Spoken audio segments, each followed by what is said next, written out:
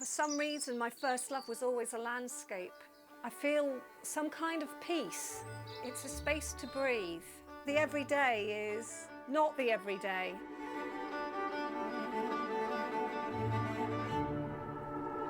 I think I see amazing things in the everyday.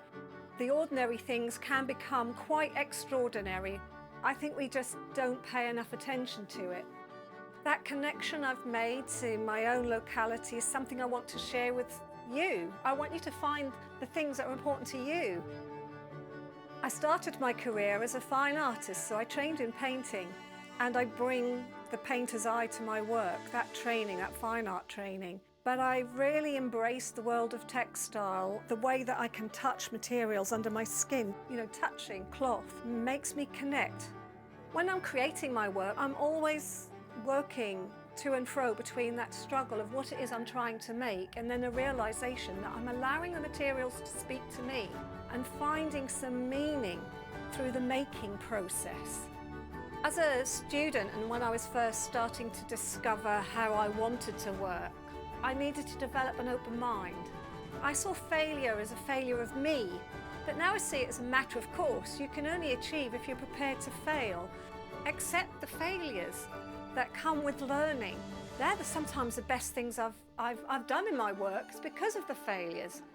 This course would have been incredibly beneficial when I started out because that connection to my objective, what it is I wanted to do and how I was going to resource and bring materials together were very distant. I think that's what I want to give to you.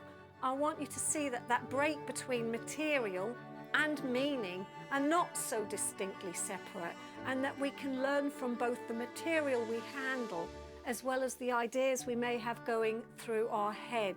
We have to trust our instincts more and then develop those instincts.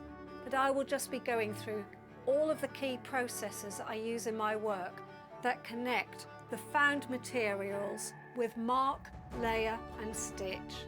Working online gives us the opportunity to have a lengthier discussion between each module, and we can build up things in a much more profound way, I believe. When we make art, we're trying to make connections to the world around us. We're trying to tell our own story. It's our own particular take of the world. I'd like to work with you to uncover your own voice, to make your own connections to the work that you create with me. So I want us to engage in that participation that we can have by being creative together.